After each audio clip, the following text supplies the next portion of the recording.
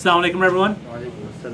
Bismillah ar-Rahman ar-Rahim. Alhamdulillahi Rabbil Alameen. Wassalatu wassalamu ala ashrafil anbiya wal mursaleen. Sayyidina Muhammad wa ala alihi wa ashabihi ajma'in. Amma ba'd.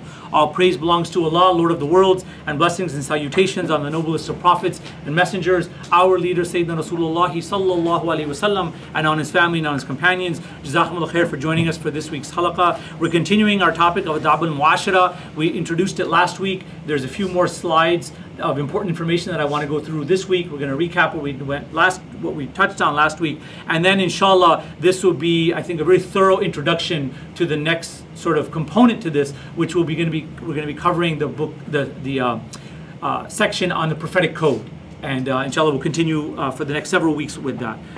Just to recap very briefly to get to where we want to be today, because I do see a lot of new faces, and just FYI, the halaqah from last week is all recorded. It's all online. I checked this morning. It's working very well. MashaAllah. Credit goes to Hafiz Usman for all of his assistance with that. May Allah reward him in this world and the next, inshallah. And so I'm going to go through very briefly on this. Is that we talked last week about the 5 components of Shariah according to our scholars. The first is aqaid, which are beliefs, and this is sort of Islamic theology or Islamic beliefs. Second is amal, or righteous actions, prayer, fasting, etc. The third is mu'amalat, transactions, business, finance, commerce, etc. And then is akhlaaq, moral character, humility, generosity, and then the contrast to those, which are miserliness and arrogance and jealousy, etc. Bad akhlaaq. And then the last is muasharat, social conduct. And this is mindful and beneficial behavior, healthy relationships, never inconveniencing others, etc. So these are what, according to our scholars, are understood as the 5 essential components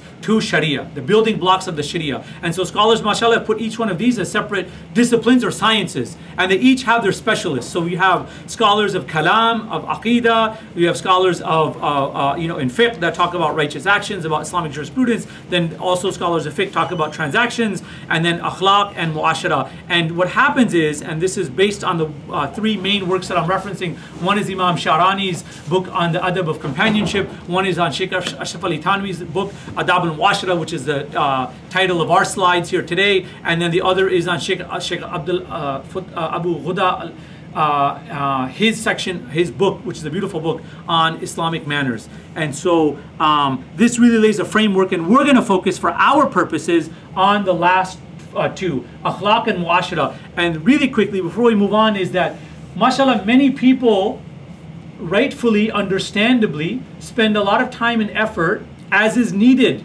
and requisite, on the first 2, on aqaid and amal. And because these are the essential building blocks, right? But what happens is it's oftentimes at the neglect of the later 2, of akhlaq and muashara. And so what we do is we talk about that the Prophet ﷺ taught us rules and etiquettes, an ethical code affecting every aspect of our life. And so, this will be available online. You can go back and listen to last week's section. But for our purposes on this slide, I want to leave you with 2 things. The first of which is that adab includes every good and noble characteristic, habit, or trait that a mu'min or mu'minat, that a believer should apply in their life. And the best of creation, sallallahu alaihi wasallam, had the most refined and the most beautiful manners and conduct. And he taught us every aspect of this through his noble example, which is his sunnah, sallallahu alaihi wasallam. And so the adab for everything, right? For every aspect of your life that you can imagine, that's conceivable, there is an adab for it, as taught to us by the Prophet ﷺ. And the other point that I want to focus on this slide before I move on is I think an essential working definition of how to understand adab, because last week we talked about all of the nuances of, you see in point number 2, these are all beautiful nuanced understandings and meanings of adab, right? It's point number 4 right there, doing the right thing at the right time in the best way possible. And that means every moment of your existence, every thought or action that you can be engaged in, there's an adab for it. And I think that itself is a profound lesson, right? That there's doing the right thing at the right time in the best way possible. And that is the sunnah of Rasulullah sallallahu alaihi wasallam. Now moving on, this is what I was alluding to in the earlier slide. The Prophet's mission had 2 purposes. I also mentioned this in the khutbah last week. The first was teaching aqaid and amal, beliefs and ritual worship and proper actions. And the second, which is unfortunately, like I said, oftentimes neglected or underemphasized, let's just say, in a lot of our households, in a lot of our teachings, in a lot of our khutbahs and halaqas and things like that, which is just as important in that both of them are from wahi. Both of them are divinely inspired by Allah subhanahu wa ta'ala to the Prophet ﷺ. And so it's not that you abandon one or the other, it's that ultimately you learn in a synergistic, holistic way how to learn, internalize, and then actualize or then practice both of these. Beliefs and amal, and then also akhlaq and moral character. And these are the ayahs that we quoted. You know, this is the ayah in the Quran that says, and verily you, meaning the Prophet ﷺ, are an exalted standard of character. These are the hadith and ayahs that talk about that.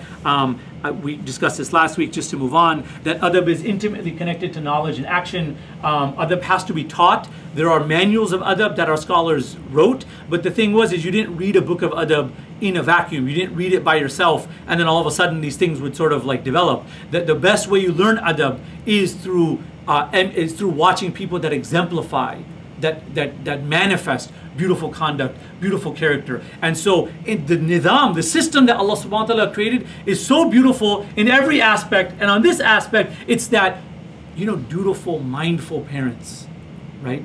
The way that they literally from the time the child is born, to feed them and clothe them and to teach them, and then at every moment they're with them, and the support system, right, from their khalas and ammus, their uncles and aunts, their siblings, their cousins, from the imam, from their ustad, from their neighbors, from the strangers they meet in society day in and day out, that children are learning, they're absorbing this. And if we exemplify and exude and manifest good adab, then you don't need to have books on adab, because people are living examples of good adab. The way that people serve you tea in their house, the way that people say salam to you, the way that you greet people, the way that people greet you, the way that people will line up their shoes when they enter your house and go into the masjid, the way that the people will let you,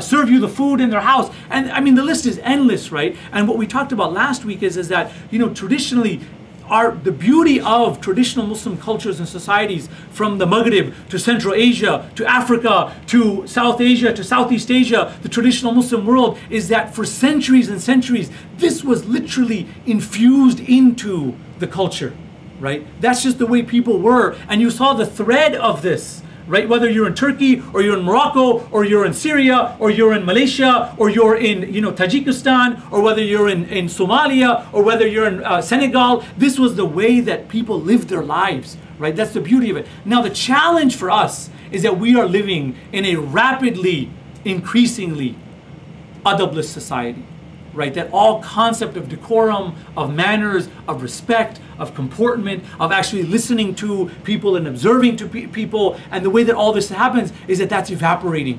You know, I mean, at like a breakneck pace. And we spoke about that last week in quite detail. I'm not going to go into that. You can read the slides that we have on all these great quotes from our mashayikh, our elder scholars, and the salaf, the pious predecessors that came before us. And so the idea here is that, of course, you know, everything in our deen, the beauty of it is that it's accessible if and how you know how to look for it, right? And so there are books, and we're referencing these books. And what happens is that those of us that have been blessed, you know, by our teachers, by our elders, by people that, by our peers that exemplify beautiful adab, and that we've learned over time, and that we transmit this and we pass it along. And may Allah Ta'ala bless us all with beautiful adab in our private and our public lives. Ameen, Ya Rabbal Alameen. And so I bring this to you only from what I've learned through the school of hard knocks, as they say, because my adab still needs a lot of work, but I was worse before, let's put it that way, in that my teachers very patiently, you know, but persistently, my teachers and my parents, right, and my elders were able to straighten out a lot of the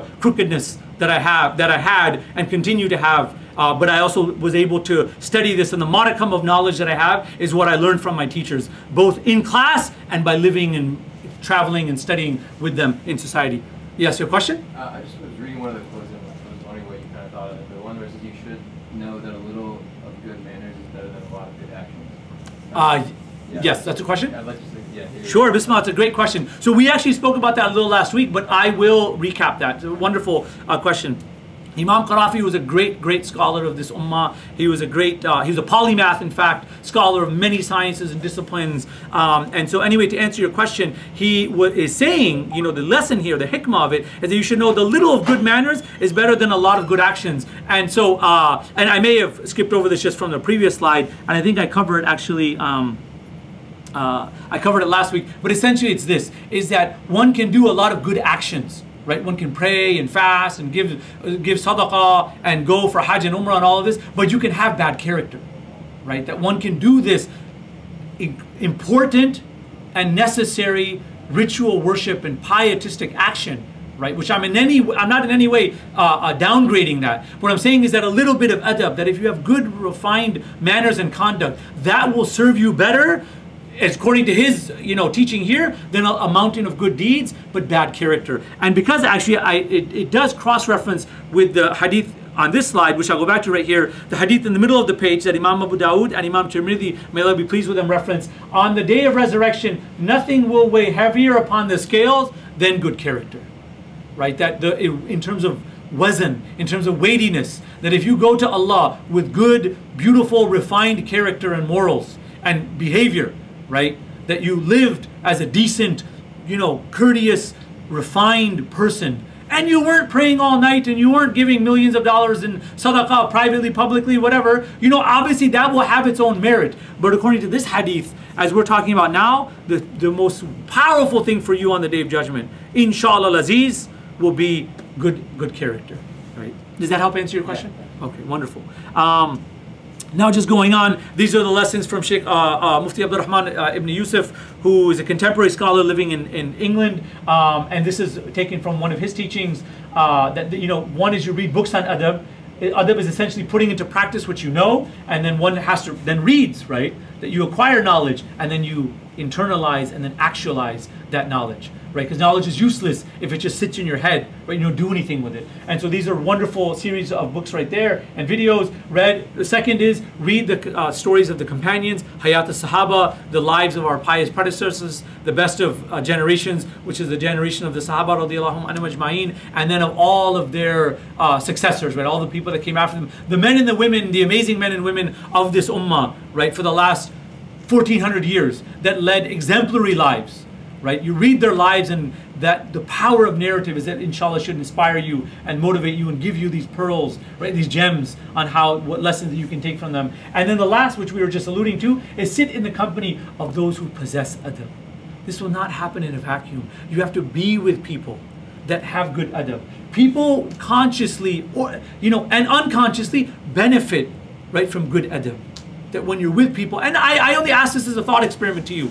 I want you to imagine in your heart, right, and in your mind's eye, someone that when you think of them, when I say this, someone that exemplifies noble character, noble, beautiful conduct. Perhaps it's a grandparent. Perhaps it's an imam or a religious teacher, sheikh or sheikha that you grew up with. Someone that you just, when you look at them, this is someone that reminds you of the beauty of Islam. Right? That being in the company of people like that is that it has a beneficial effect on you. Perhaps consciously, but know this, that even subconsciously, that it's affecting you. And this helps you learn new things when you see people having good adab.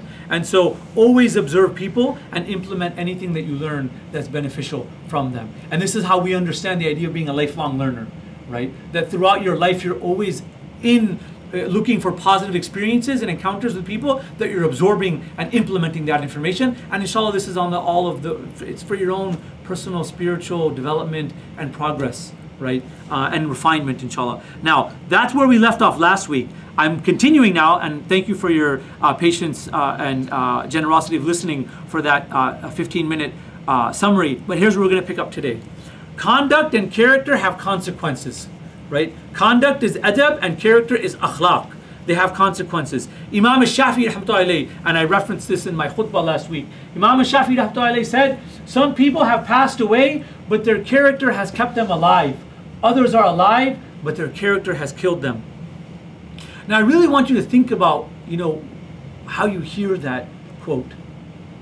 And suffice it to say, Imam Shafi'i is, without doubt, one of the greatest people of this ummah, rahimullah, right? I mean, who he was as a master of, as a polymath, a master of so many different disciplines, of the external and the internal sciences of Islam. And, someone of the caliber of Imam Shafi'i is saying, some people have passed away, but their character has kept them alive. Meaning that there are those in the far past, as well as the recent past, that the character of the lives that the people that they were in the lives that they led that their character has kept them alive because people speak, fondly of who they were, he or she, right? Of the kind of generosity and compassion and empathy and beautiful, noble conduct that they were as human beings, right? I'm sure you have to have people like that in your family, right? That your family,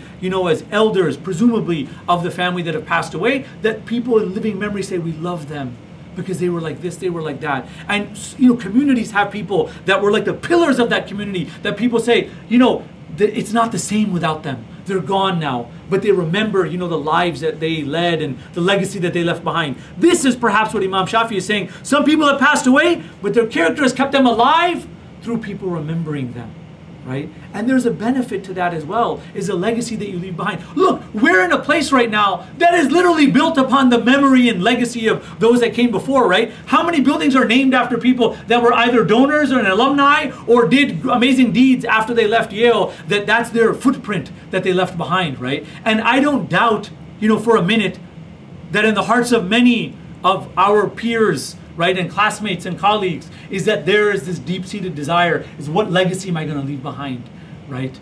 And so, and I encourage you, excel in your chosen, endeavors, right?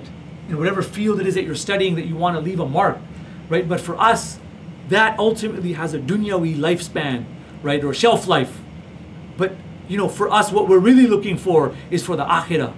And so what is the second part of Imam Shafi? Quote, there others are alive, but their character has killed them. There's people that live and breathe and walk and talk amongst us, but their character is so wretched, is so vile, that their character has killed them. Meaning that it's, I won't delve any more into this, and that we have a lot more to cover. But there are, you read the many of the stories of our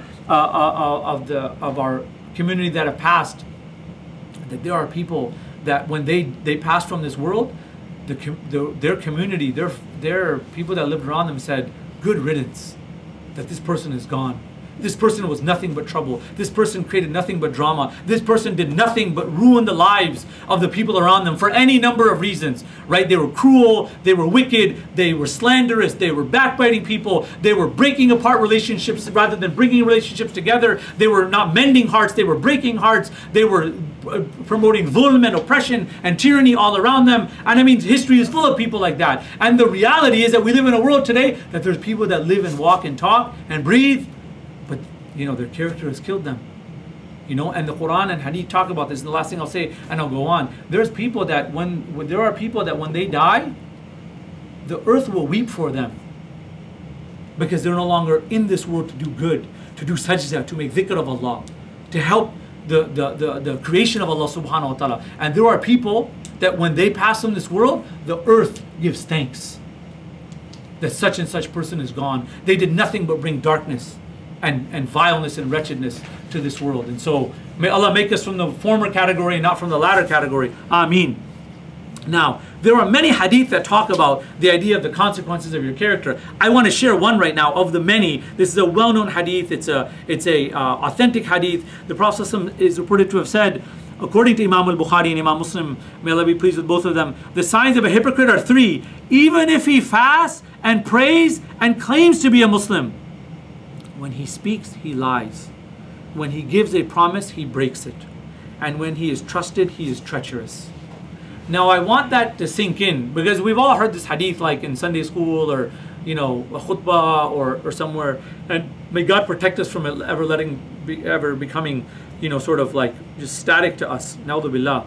These are like such profound words that we need to really reorient and recalibrate our lives by. And I want to contextualize this for many of us, right? As I said, Imam Hassan al-Basri rahmatullahi alayhi, who considered the Imam of the Ta'aba'een, Imam Hassan al-Basri said two things, right? I referenced this in the khutbah on Friday, which I invite you to reflect on. Imam Hassan al-Basri said, the munafiq never thinks he's a munafiq. The hypocrite never ever suspects himself of being a hypocrite. And the one who is arrogant never thinks that they're arrogant. The one that has takabbur never thinks that they have takabbur. This is the secret of spiritual diseases, and then also the secret of how to cure them, right? Is that there's a path, and this has been laid out to us by the Prophet ﷺ and taught to his students, and then so on and so forth. But the idea there is what? Huzaifa ibn Yaman radiallahu anhu was known as the companion that was the keeper of the secrets of the Prophet. This is a well-known hadith.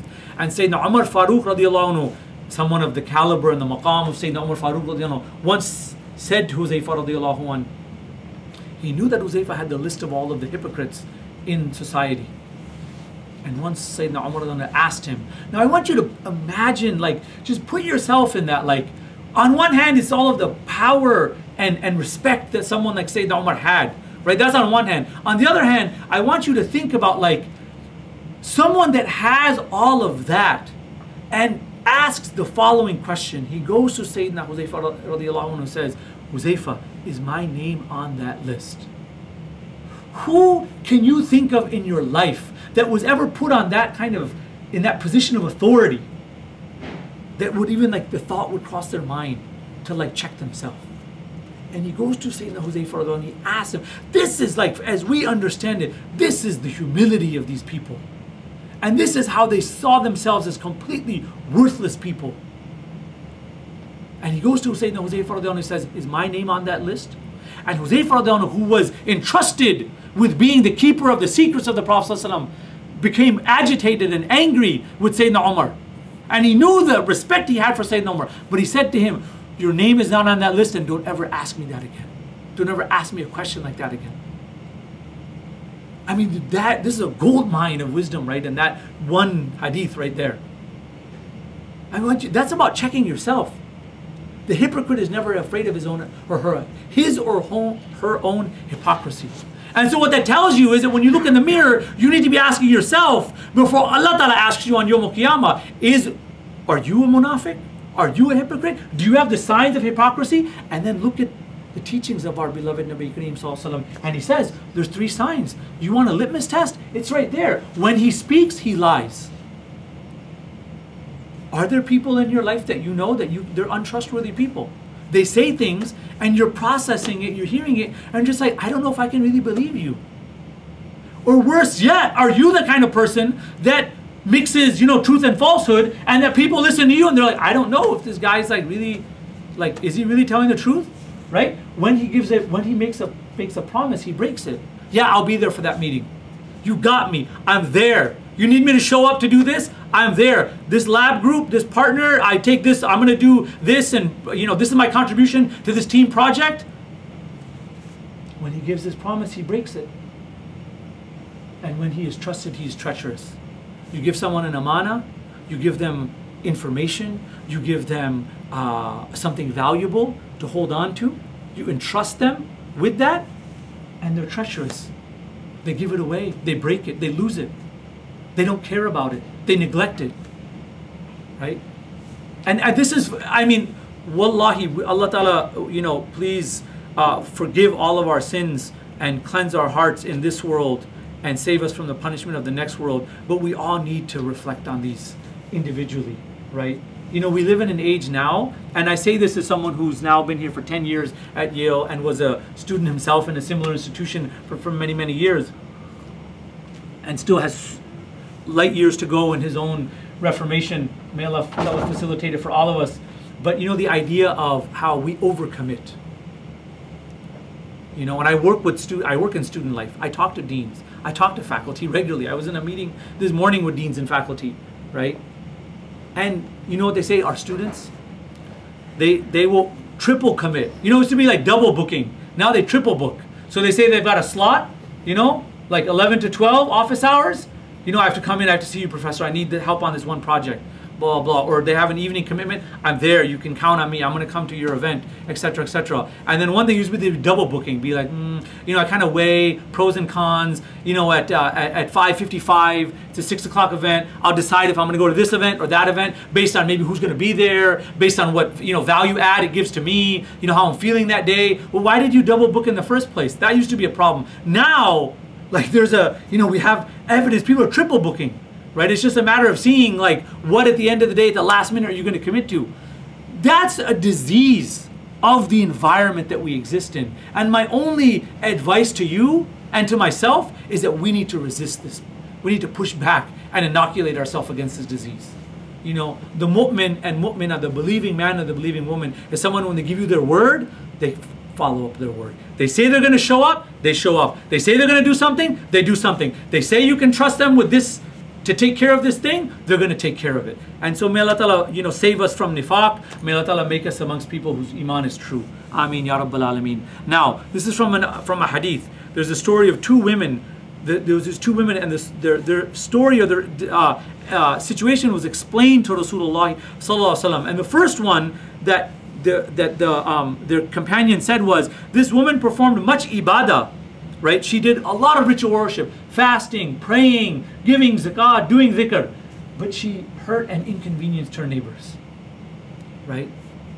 Their neighbors didn't trust her. They didn't feel safe around her.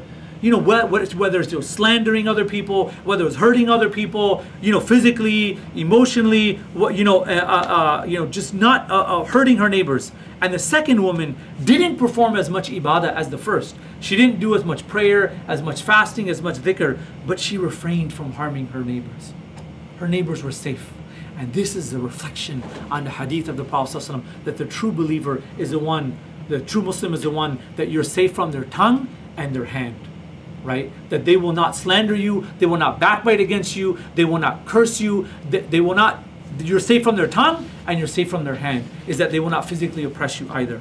And the Prophet ﷺ, when he heard this explanation of this situation, he described the first person as an inmate or a person of the hellfire, and the second as a denizen of paradise. The first person was a person of the fire, the second was a person of the paradise. And in that, there's such a lesson for us, subhanAllah. Moving on. The takeaway for all of this is therefore always be aware of your conduct's effect on people. Now we live lives that we focus a lot on the big things, right? The big things are, how is this going to affect? Like, how am I going to do a large public action and the effect that's going to have on the lives of people around me? There's a lot of examples you can use. I'm not going to delve into it right now. But remember this. If you were at the khutbah on Friday and I told the story of the grapes at the end of the khutbah, the grape story, how the Prophet ﷺ dealt with that man in that situation, don't ever neglect the little things. Because it's the little things and the big things that when you focus on them, they'll give you beautiful character. And that is the brilliance of the sunnah of Rasulullah ﷺ, is he focused on the little and the big things and how he dealt with people. And I'll tell you another lesson that I've learned, just from observing this from my teachers, is that if you take care of the little things, the big things will take care of themselves, inshallah. If you focus on the little things that too many of us neglect, right, with people and in our relationships and things like that, the big things will fall into place, inshallah. There's many explanations for that. One of them I'm going to share with you right now is that if you focus on the little things, Allah Ta'ala is going to put barakah.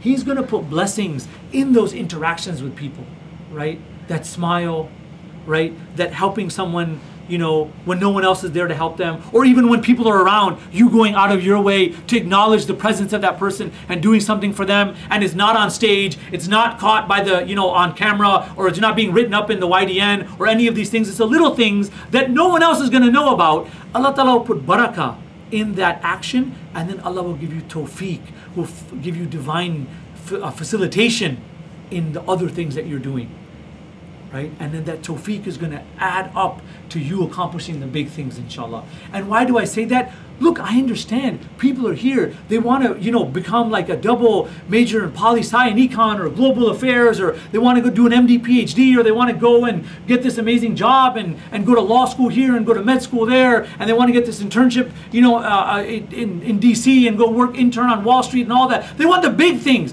I'm not saying don't push yourself and excel and really give it everything you've got and get the best out of your education and the opportunities you have there. You absolutely should do that. Fi sabilillah, with the name of Allah subhanahu wa ta'ala, in the path of Allah subhanahu wa ta'ala, in the best of ways. If that's the big thing, don't neglect the little things along the way. That's going to help you get the big things, inshallah aziz. Now, moving on. The impact of akhlaaq, of character, and of adab, of conduct, right? Adab is more important than mu'amala. This is from the book that we're using, Adabul Muasharat by Sheikh Ashraf Ali Thanwi rahmatullahi alayhi. Adab is more important than mu'amalat. Mu'amalat are business, financial, transactional dealings, right? Because protecting hearts is greater than protecting wealth. I want that to sink in for a moment. Think about how much we care about dunya.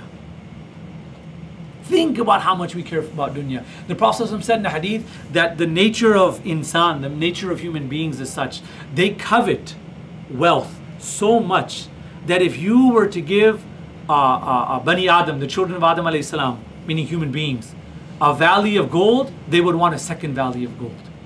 Like a valley of gold is realistically more than you're ever going to do with, you know, in your life. But the nature of covetousness, right, is that you want a second valley. Right? That's nafs. That's the power of ego and the power of craving and wanting things out of your base desires. Right? Imagine what we do to accumulate wealth and what we do to protect wealth. That's the power of dunya, right? The Prophet ﷺ said the nature of human beings is that the only thing that will ever satisfy their stomach here is, one can understand, is a metaphor for consumption. And I want you to look at the world around. We live like, you know, 20 years ago and 30 years ago when economists were talking about, you know, conspicuous consumption. Now there's even different language, right? That I was reading a report the other day. Conspicuous consumption is like literally a generation ago. We're at the level of obscene consumption. What people will spend money on electronics, on experiences, on food, and on clothing, and it's mind-boggling and sickening at the same time, right? Is that when human desire is unleashed and it's just let loose on what it's never satiated. And the Prophet said the only thing that will fill the stomach of Bani Adam is the dust of his grave. Meaning you only when you die, right, and you literally eat the dust of your grave, will you break that cycle, right, of consumption, of conspicuous consumption, of just wanting more and more and more. And this is for self-reflection. I mean, look at the lives we have. How many pairs of shoes do you have? How many outfits do you have? How many sunglasses do people have? Right? I mean, every 12 months there's like an upgrade for your phone, and now like whatever the iPhone 10 came out and it broke the $1,000 mark, and then I was reading this in like, you know, tech news about how this is a new benchmark, right? And it goes on and on and on. I don't want to ruin the Halaqa here talking about, you know, phones and whatnot. But the point is that that's not going to recede. You can rest assured, and what I mean, the tech folks can tell us is planned obsolescence, right? The geniuses over at Apple and Samsung, they design things so that they have 6 to 12 month lifespans anyway, that eventually the software is going to keep upgrading and your hardware is going to become obsolete, so you have to upgrade. Like, there's a nizam, there's a system in place. It behooves us to wake up and realize that's the way the system is. Now, we're all at some level in the system, right? It's a matter of how do you want to engage, or at least do we have the awareness of what we're doing in engaging with the system. But in the same way that things operate with the things that we consume, right? The amount that people are going to, you know, I'm a foodie, so I won't go into that realm right now, but the amount that people will spend on food, right? You know, I mean, just food and clothes and just everything dunyawi in their life. I mean, I leave that for your own reflection, and that look into your own life and what it is. And so, what did the Prophet say? Nothing will satisfy the stomach, right, of Bani Adam, of the children of Adam alayhi salam, except the dust of their grave. I invite you to reflect on that. Why did I mention that? Because that's about what we do to make and to protect wealth, right? You have these financial estate planners, these people that, you know, are they literally, you know, have made, I don't even know, obscene amounts of money with being hedge fund managers and private equity and on and on and on. And they're going to tell you how you can save your money, right? How you can save that money and make more money off of others people's money. And I hope and pray that you're not part of that system at some level. You're not some cog in their machines. Or if you are, you learn how to get out of that, you know, as soon as possible. And there's much smarter people than I am that can tell you on how to do that. And there's a whole realm of Islamic economics and Islamic finance that's being written about, that I encourage you, if you're in those fields, to talk to those people, study with them, read their books, and ask them questions about that. But the point here is that that's what we do to protect wealth. And what is this? Protecting the hearts of people is more important than protecting wealth. Allahu Akbar. What a lesson for our lives today, right? That adab is more important than mu'amalat. I'm not saying muamalat is not important. You should learn, you need to learn, I should say, how not to engage in a usurious economy to the best of your ability, and not to take riba and to give riba and all of these things. That's living in this world. We have a responsibility to do that, right? But look at the responsibility of learning adab, of learning beautiful character and conduct. Is that that's important to protect the hearts of people more so than protecting the wealth. Now, adab is essentially, if you want to define it, as noble character. It is about protecting people's dignity and honor, which has been made sacred. Now, harming others is worse than harming yourself. That's really the takeaway for this part right here. Harming other people is worse than harming yourself. Because your nafs, like I said before in the khutbah on Friday, your nafs needs to and deserves to be disciplined and straightened out. And you have to be hard on yourself. Imam Shafi had a very succinct quote. He said, be as hard as you can on yourself and be as easy as you can on other people. Be hard on yourself and be easy on other people, and that's the path to felicity. That's the path of success in this dunya and the path in the next world. You know what we've done? We've completely made we've inversed it. We need to be as easy as we can on ourselves. We're looking for shortcuts. We're looking for loopholes. We're looking for ways out. We want to make our lifestyle as nafsi as possible, and we're looking to be as hard as other people. In the community around us, in our society, amongst our friends, etc., etc. And you can use your imagination to fill in blanks on what that's like. But the point here is, harming other people is worse than harming yourself. It is worse than harming yourself. You need to be able to withstand it and to take it, as if it causes you some pain, some inconvenience, some discomfort. But do everything you can to avoid doing that to other people. The secret to having good adab and beautiful conduct is this: never annoy or inconvenience other people. There's a story of a very famous sheikh. He's actually still alive. He lives in England. I've met this sheikh, mashallah. He's a beautiful man. He's a sheikh of hadith. That's he's known as sheikh of hadith. When his students, one year when his students graduated, and this is the person that was there relayed this to me, they asked him, because it's from the good adab that when you're with your teacher and you bid farewell to your teacher, or any teacher for that matter, right? Someone that you respect their knowledge and their character and their conduct, you ask them for some nasiha, right? You ask them for some words of advice. And he said simply this, to his entire graduating class, he simply said, don't inconvenience people. Just don't bother other people. Everything you've learned in 8 years with me, that's the essence of it. Just don't bother other people. And that's living your deen, right? Inshallah Aziz. That's the secret to beautiful conduct, is don't annoy. Now, what does that look like in the real world? That means that you're a Muslim, you live with your roommates, you live with your neighbors, you live on a floor with people, you live in the nicest, most decent way according to the sunnah as possible, right? You don't, when you get up for Fajr, you're not banging around, in the bathroom and in the common room and the living room when you're getting up for Fajr. When you leave your entryway clear, right? You throw out your trash, you just don't leave your laundry. I mean, literally, you can use a gazillion examples on how that is on something just like literally living with people, let alone all the other avenues that you want to exist in. I'm going to tell you something that I actually learned from one of the deans here. I'm sure this because I think, us being at Yale, I think it's really apropos to the idea that, we have the residential college system. And the college system is, to some people, it means nothing. They're just like, I'm in some random college, I could care less, right? But one of the faculty members as the dean, I love the way he explained it. He said, this is intentional community.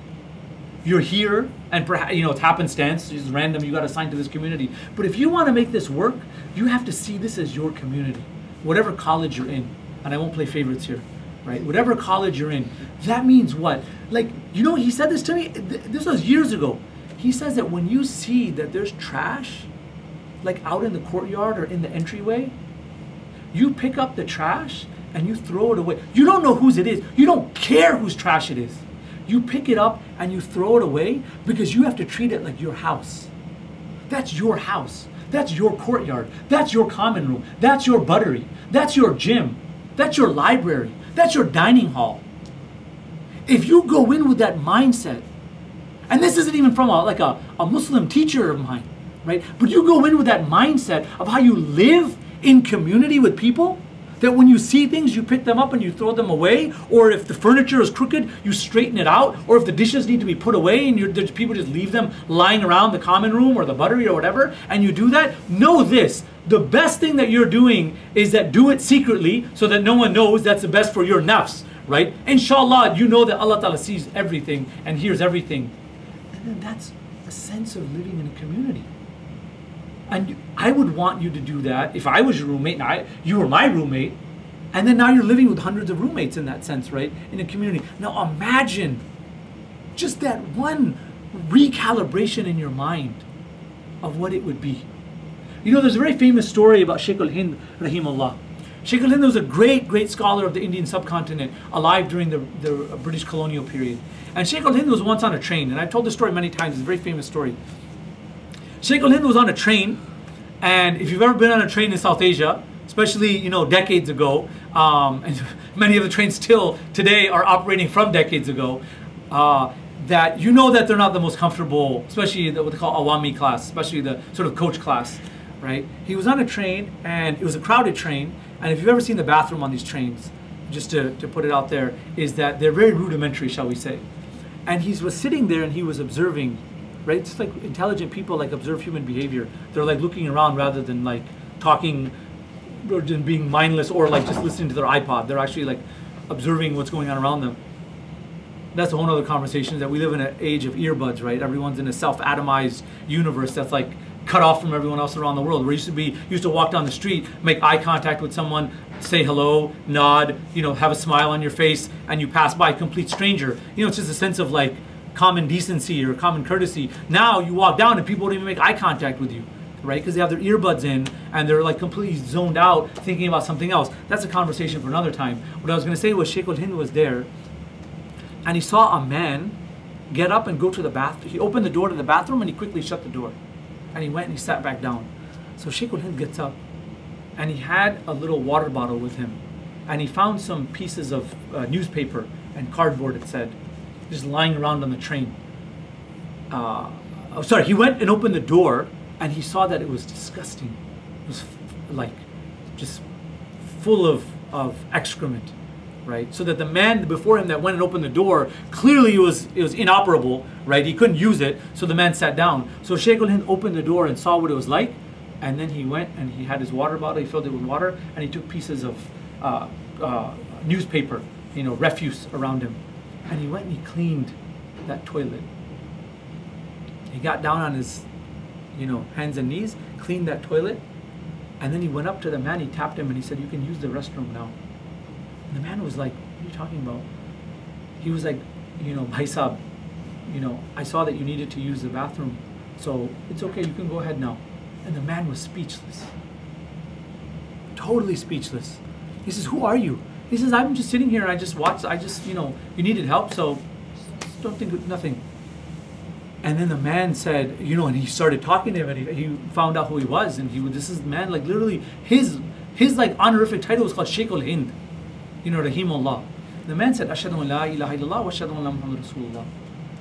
You know, we talk about like the beauty and power of noble character and conduct. We have stories in the not recent past, right, about this. And I mean, there's more stories of this in our lives. I'm sure you know stories growing up that you've heard from your families or your grandparents. This is Islam. This is how we present our deen, right? And we're not doing it for the shahada of people. Allah Ta'ala gives hidayah to whom He wills. We do it because that's what our deen teaches us to do. That's how we live our lives. That's the comportment that we have, the sense, the mindfulness and of courteous behavior that we have in the life around us. So I invite you to think about this. You know, don't ever annoy or inconvenience people, right? On how this is. To the effect, I'll give you another example, right? And I'm going to try to make this as practical as possible. We only have a few minutes left. We're going to start with prophetic code, inshallah, the next halaqa, because I don't want to start a new subject right now. We only have 10 more minutes. But, you know, if you're, and I talked about this last week, right?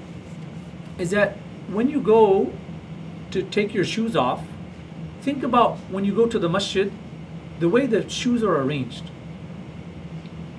Think about the way the shoes are arranged, whether you yourself put them on the shoe rack or in the little shoe cubby, or when people go to the masjid, they just fling them off and then run into the masjid for Jummah or for Salah or whatnot.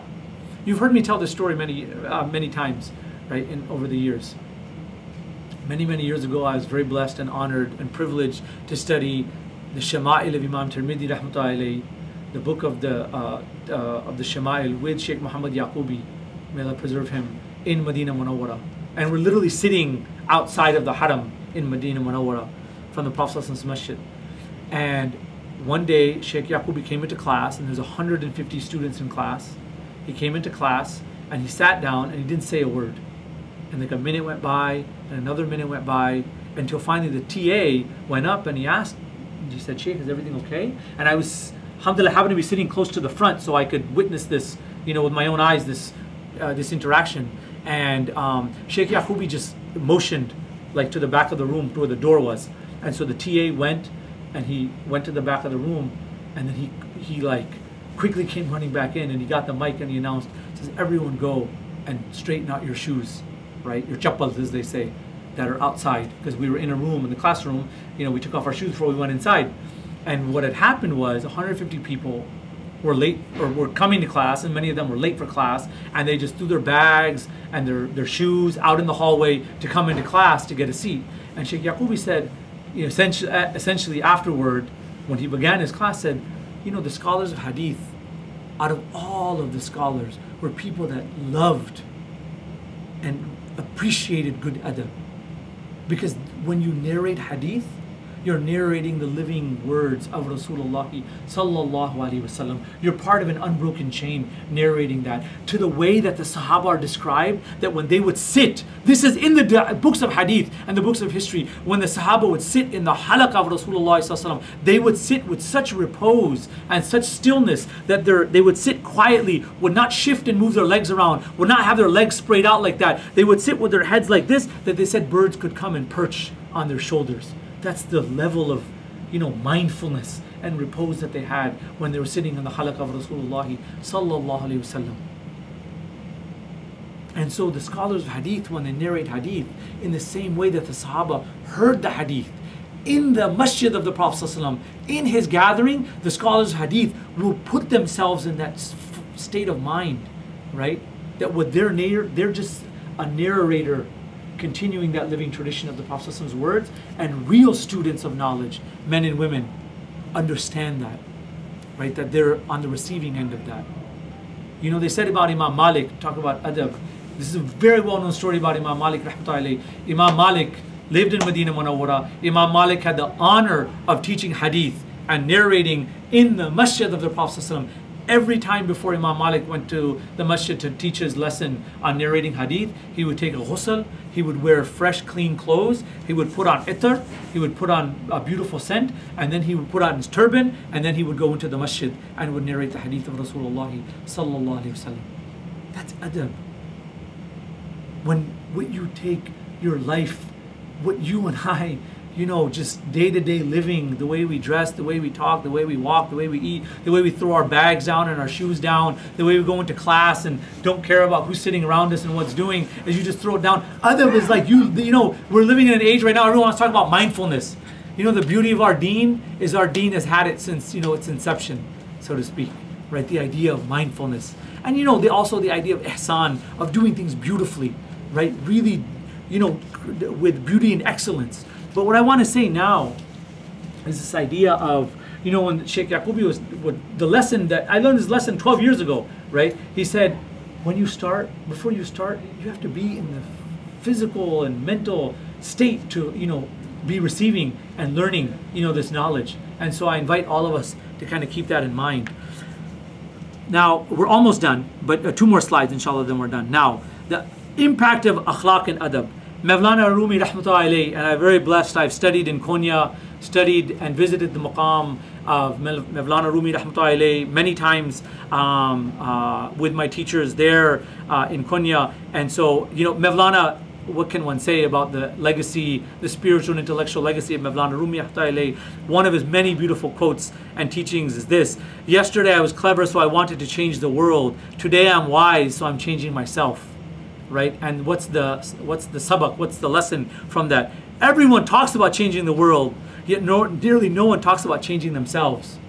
We live in an institution we work in an institution that has like grandiose visions and grandiose rhetoric, right? Of the grandeur of what you're going to achieve at Yale and beyond, right? With a Yale degree, the research you're going to do, the impact you're going to make in the world, you know, how you're going to become a leader in your industry. You're going to be a thought leader and become a leader in STEM and finance and politics and academics and medicine and law and business and all of these kinds of things. And so I'm not saying, as I've said so many times, don't push yourself. You should push yourself and apply yourself to get the most that you can out of this education. But if you're in the mindset of you're doing all of this because you want to change the world, you know, the problem with that is this, is that there are many that talk about changing the world, right? This is a story as old as time itself, they say, yet nearly no one talks about changing themselves.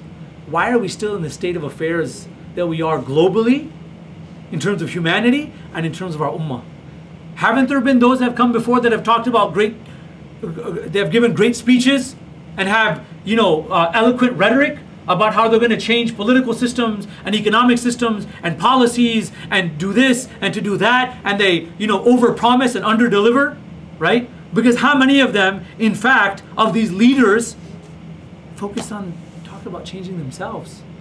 And that for us, this is part of the system that Allah Ta'ala created, is that if you look at the Prophet ﷺ, his teaching, his ta'aleem and tarbiyah, his education and his character reformation that he did with his companions, true change always comes from inside. And this is from the ayah of the Quran where Allah Ta'ala says, Allah Ta'ala does not change the condition of a people until they change what's in themselves. Change doesn't come from top down. Change comes in that sense from bottom up. I've got to straighten out my life, rectify my heart, rectify my behavior, my conduct, my character, and I need to then, after I'm working on myself, need to work on the people that I love, that are under my charge, which are my children, which is my family, and then if that's successful, then maybe with people that I'm very close to, and then maybe with the people that are at the next level. So it's concentric circles that radiate outward, and if I need to do it, then you need to do it, and you need to do it, and you need to do it, and when we're all doing that, as a collective, we have the mindset and the vision that we've inherited from the Prophet ﷺ of this is how real change comes, from hearts and homes. That I need to change my heart and I need to change my house. What goes on in my house? Because how we look at sociology, shall we say, right, of communities and whatnot, is that when you have healthy people, healthy hearts, then you have healthy relationships between families, and you have healthy families, then you have healthy neighborhoods, and when you have healthy neighborhoods, you have healthy communities, and when you have a healthy jama'ah in your community, then you have healthy jamaats, multiple jamaats, right? Multiple communities make up a society, and a society makes up what? A culture, and cultures make up what? Civilization.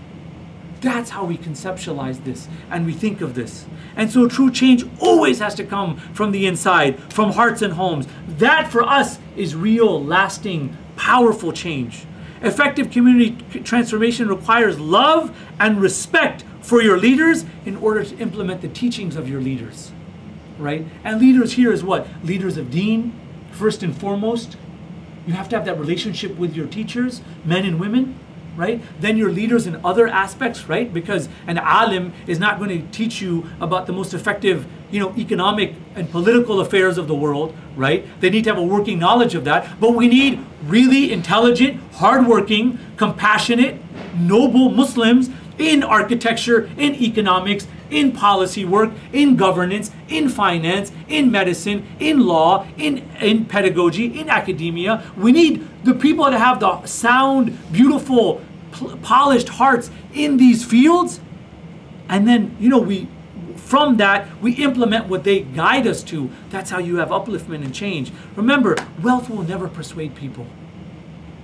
How many stories of how many communities and societies and cultures and civilizations have come that had wealthy people, right? That had oligarchic systems, right? Wealth doesn't change people's minds. It buys people off for a certain amount of time, right? But if you really want to persuade, you really want to, what they call win hearts and minds, right? In that sense, that's not what persuades people. What persuades people is beautiful character and refined adab. And there is no better example than that. All of you know this. I don't need to belabor the point here. Our teacher is Rasulullah sallallahu alaihi wasallam. And then we could have halaqa after halaqa, just from that point in itself, is the Prophet preferred the company of the poor and the masakeen, of those who were on the margins of society, right? The Prophet didn't like to sit with the chiefs of his society at that time. He had to, in the sense that he engaged with them, he gave them dawah, he spoke to them, he knew how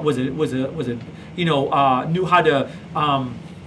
He was an ambassador, he had to have conversations with them and whatnot. But in the sense of who the Prophet preferred to sit with, right, wasn't the people, the wealthy people that were going to change the outcomes and the destinies of their society. Was the everyday common people, right? And so much can be said about that. Sheikh Yahya Rodis, who's actually one of our contemporary teachers now, who I've had the blessing and honor to sit with and learn from for a little bit. He said, you can't reach everyone with your wealth or your status, but you can reach everyone with your character. And what a beautiful lesson for each and every one of us. You cannot reach everyone with your wealth or status, right? But you can reach everyone with your character. What does that say? Many of us are not going to get, to be very real, are going to get all that much wealth or status in this world. For those of us that want to be change makers and change agents and social entrepreneurs and whatnot, etc., etc., but we can reach everyone with our character. And ultimately, the last thing I want to say, and we're leaving actually on a very heavy note here, but inshallah maybe we'll continue this, is the idea of Jamali and Jalali. And this is a whole nother topic, right? And we get this from how we understand. Really briefly, when we talk about Aqidah, we talk about Allah Ta'ala has different attributes, right? There's the Jamali and the Jalali. And these are very, very weighty, deep topics that I'm not qualified to go much beyond what what I've learned from my teachers. But the Jamali are the beautiful attributes and the names of Allah subhanahu wa ta'ala from Al-Asma al-Husna, and the Jalali are the attributes of power, right? Allah Ta'ala has both. Right, and so Jamali is what we saw, the transcendent Jamali, and then the Jalali are the immanent, right? Or sorry, it's the other way. The Jalali are the transcendent, and the Jamali are the immanent, the ones that you see in front of you. But both of them we need to understand. So what am I saying? What am I ending with here? That the beauty of the Prophet ﷺ, he's what? He's by the Quran called Rahmatul lil Alameen, the mercy for all of the worlds. Right, and now that we referenced these ayahs before, Allah subhanahu wa ta'ala talks about the beautiful character and the example of the Prophet ﷺ, in that he's known for his hilm, he's known for his forbearance, he's known for his compassion, he's known for his empathy, and we need that, we love that. We need to hear that about the seed of the Prophet. We need to remind ourselves, we need to internalize that, and we need to exemplify, that and teach that part of the seerah. But we don't want to neglect the aspect of the Jalali part of the teachings that we have, right? In that there are times and places that an effective leader, right, has to stand. Let me put it this way: effective teachers have the good sense of understanding when and how and in which way the student needs to be recalibrated. If, they say, don't be so sweet that people swallow you up, but don't be so bitter that people spit you out. That if you really want that wasata, you really want that balance, you can't be too sweet with people, and you can't be too bitter with people either. This is like the middle way, right? If you're too sweet and you're like super rainbows and Skittles with everyone all the time, and that's what you think your Islam is, or what your Islam should be, that's people are going to abuse you, people are going to take advantage of you, etc. But if you're so bitter all the time, people are going to stay away and be repulsed. The idea is understanding when and how that the sweetness comes out, and when and how the saltiness has to come out as well, right? Because you need both. So I end with two beautiful quotes from Mevlana Rumi rahmatullahi alayhi, and inshallah we'll pick up next week. He says, be grateful for whoever comes, because each one of them has been sent as a guide from beyond. SubhanAllah, look at that. Be grateful for whoever comes. People say, I want the teacher that's going to be just like, make me, he or she's just going to give me this, super self-esteem boosting Islam all the time. I'm always on a high. And I'm not saying we shouldn't uplift people morally, emotionally, psychologically, spiritually, physically. We live in times right now that the world is very depressing. The world is in increasingly perilous places. You need to build people's iman up. You need to like revive people's hearts and bring them up. Absolutely, we need to do that. But be grateful for whoever comes, because each one of them has been sent as a guide from beyond. So maybe Allah Ta'ala will send you a teacher or a person or a stranger or a roommate or a family member or someone in your life that when they push back on you and they say, hey, what you said is wrong, what you did is wrong, that's not how you should be doing this and that. And then that checking yourself, right? If you're used to the sugar all the time, when you taste the salt, you're like, I don't want, where's the sugar? I'm addicted to the sugar. It's like, no, you have to get the sweet and the salty, right? Because Allah Ta'ala knows at that time, this person, they're there to recalibrate you. They're there to teach you in that moment how you need to right the ship, right? Because people are like, I can't believe he spoke to me like that. I can't believe she said that to me. I can't believe they did X, Y, and Z, right? Now, one thing is if you think about it in your secular daily affairs in class with your TF or your professor, is another, which so much more is at stake when it comes to your deen, right? Because ultimately, your secular academic daily affairs, I'm not saying they're not important, but they're not everything. Your deen is your akhirah. Right, your iman is your akhirah. People I can't believe they said that. I can't believe, such and such. That's the thing, the topic that they were talking about.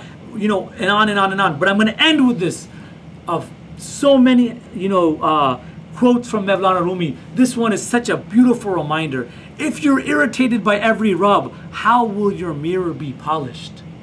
If you're irritated by every rub, how will your mirror be polished? Right? We live in a world, or in a society, shall I say, that has created a cult of self-esteem. Everybody gets a trophy for trying. Everybody gets a gold star. Everyone has to be treated like a snowflake. Because if you happen to correct, misconduct or bad behavior, all of a sudden, it's people are up in arms and they can't handle it, right? Well, I got a gold sticker for 12 years and now I'm at Yale. Why am I not getting a gold sticker anymore? Why am I not getting a trophy? Because that's not the way the world works. That's not the way the world has worked. That's not the way the world is supposed to work. And right now we're living in this bizarro bubble world where there's great inflation. I mean, you can slice and dice this any number of ways, right? But what did Maulana Rumi say 800 years ago, right? If you're irritated by every rub, how is your mirror going to be polished? And whether this is your cognitive, intellectual mirror, right? If your professor in your lab is like, look, that's wrong. Like, I have to dispute your research or your findings or your lab results or your paper that you wrote or the thesis argument you're making. Like, here's why you're wrong. And the nafs, the ego doesn't want to take that hit, doesn't want to take that friction or that rub. How are you gonna pass that class or advance? Like, I'm sorry, the coding that you did on that program, here's all the reasons why it's wrong. I mean, that is a pedagogical moment. That's how you learn, right? And in the same way, when it comes to your deen, is if someone says, look, now obviously the one giving the advice should have the best of intentions, they should do it for your own tarbiyah, right? That when they say like, there's a better way to do it. You made a mistake here, it should have been done like this, right? I'm just using a generic example here. So who are you to talk to me like that? Why did he or she say that to me? Well, I mean, if you're irritated by every little rub like that, the mirror, what is Maulana Rumi rahmatullahi talking about here? Maulana Rumi is talking about the mirror of the heart, right? The heart needs to be regularly, consistently, persistently polished again and again and again. And that's why our deen is what? The deen of how do we have ta'aleem and tarbiyah? How do we have education and reformation? Comes from ustad and talib, teacher and student.